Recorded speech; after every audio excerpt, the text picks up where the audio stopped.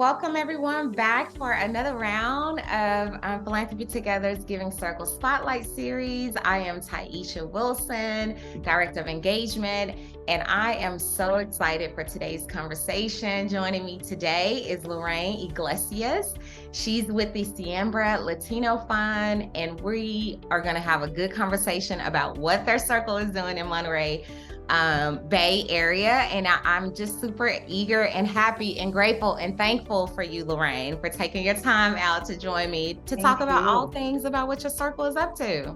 Thank you so much for the invitation. I'm excited to share with you. Thank you. Well, let's get started. Why don't you introduce yourself? I know I just say your name, but tell me, introduce yourself and tell me a little bit about what your role is within the Giving Circle and just an overview of the circle itself. Sure, I'll be happy to. So thanks again for this great opportunity. I'm very excited about the work that you all are doing at Philanthropy Now. So again, my name is Lorraine Yglesias, and I'm a volunteer board advisor for a fund, also known as a giving circle, called Siembra Latinos Fund. And it's based in Monterey County, California, which is about 2 hours south of the San Francisco Bay Area. And we are nested under the Community Foundation of Monterey County, and our mission basically is to inspire philanthropy and giving by Latinos for Latinos within Monterey County. And just to give you a little background on what siembra means, that's a Spanish word that means to seed. So when you're sembrando, you are seeding. And that's what we want to do. We want to seed the idea and the concept of philanthropy with the Latino population in Monterey County, which is 60% Latino.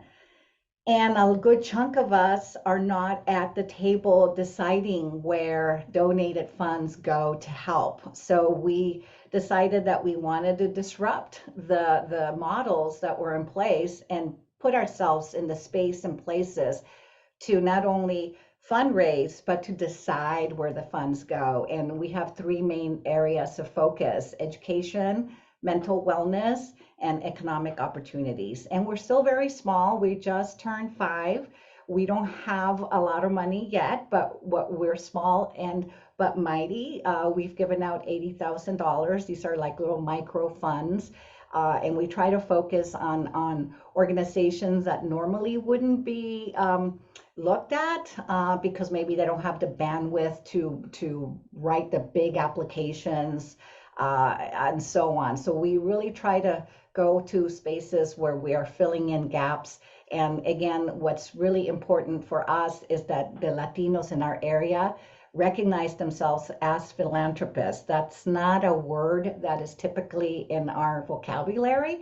We're very generous people, but if you ask a person, a Latino, that works at the bakery or whatever, it's like, hey, are you a philanthropist? They'll look at you and it's like, what? It's like, I give to my church, I help my neighbor and whatnot, but they would never say that. So we want to really activate people to think of themselves as philanthropists, because that's a very powerful concept. So it really in is. a nutshell, that's it. Lauren, me and you, we have so much in common. Like everything, mic drop, because you're absolutely right. That narrative, it's like that narrative change, right? It's not even a change. It's like a narrative ownership of who we are. Exactly. Just like the Latino community, the Black community, my community as well.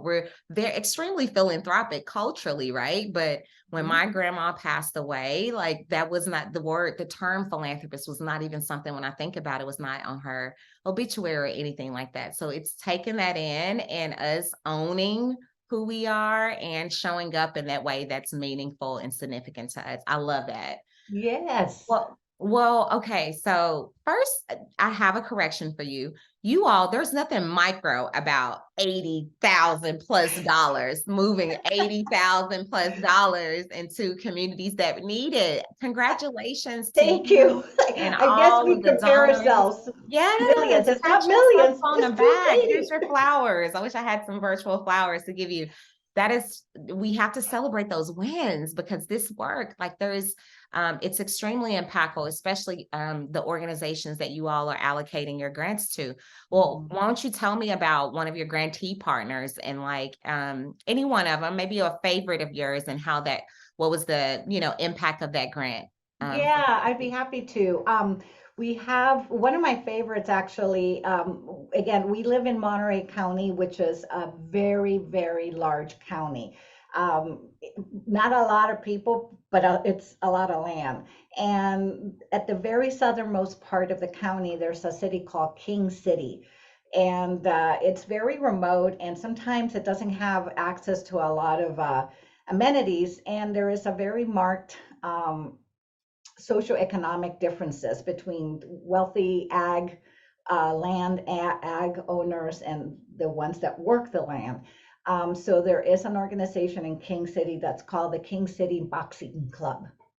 And the King City Boxing Club is precisely there to provide a safe space for youth to come in and be in community, be in a safe space, and learn some skills. I mean, I'm not necessarily a fan of boxing, but it is, there are some very valuable skills you can learn: teamwork, respect, feel safe. And actually, boxing is a very popular sport in my Latino culture. You know, there's a lot of like well-known boxers that come from barrios that come in, and they're literally fighting their way out of the barrio. And so the King City Boxing Club is one of my favorite grantees that has received. They received, was it $5,000? And again, I know 80,000 is nothing to laugh at, and 5,000 is like, oh, 5,000, but 5,000 meant a lot for this group, right? It meant a lot.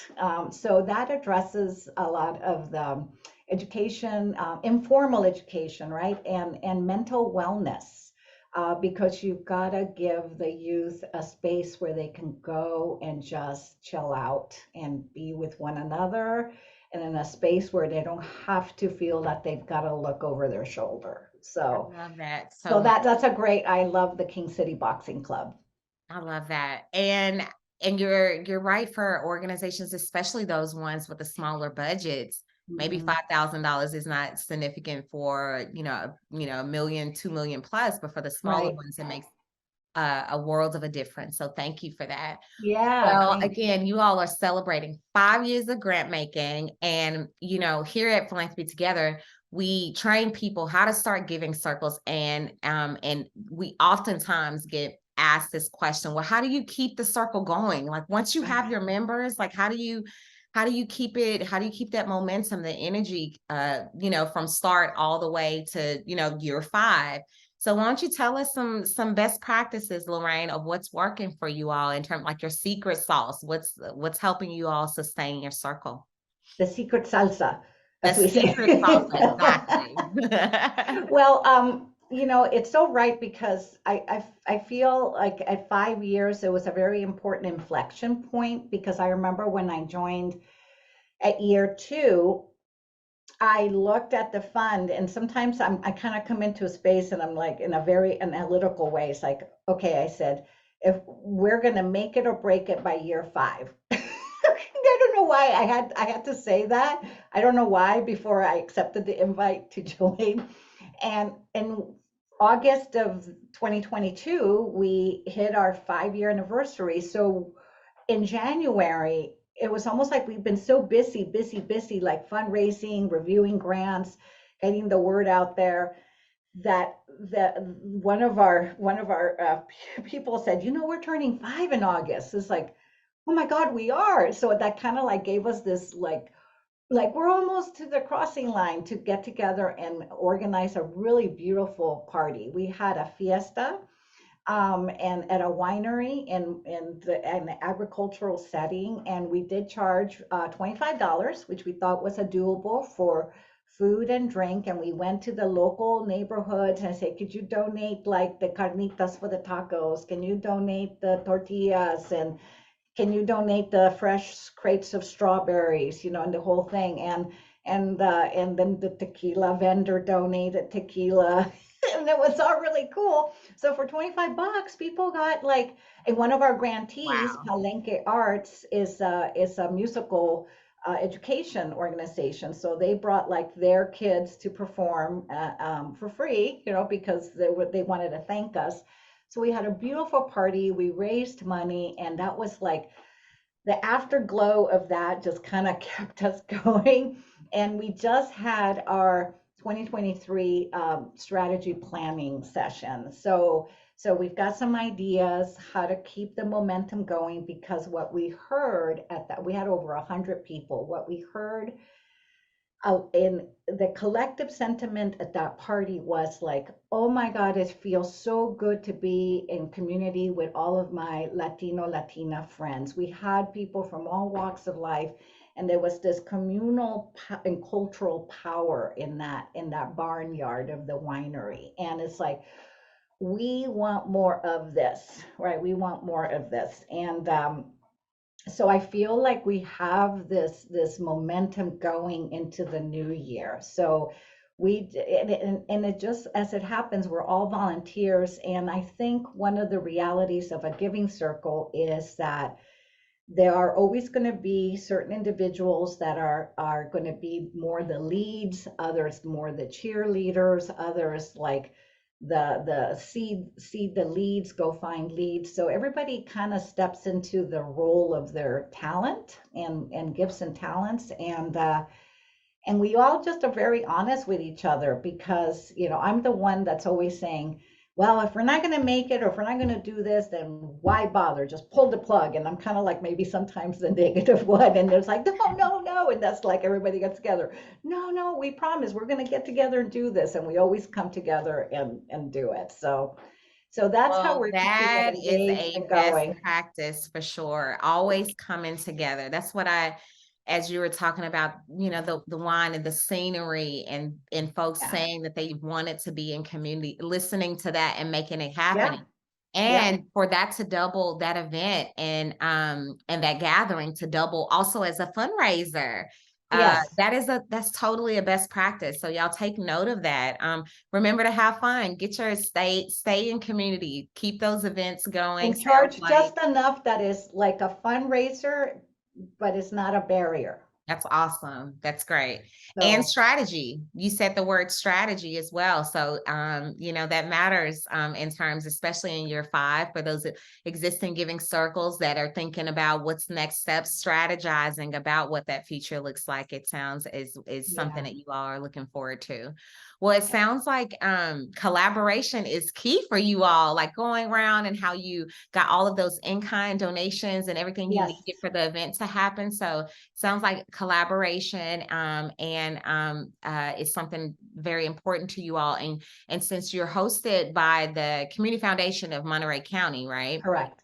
And you all are also one of 10 members of the National Latino Funds Alliance. So you have that connection, and you also are tied with our friends at LCF, correct? At the Yes. Latino Community Foundation. Yes. A great inspiration, source of Um, inspiration.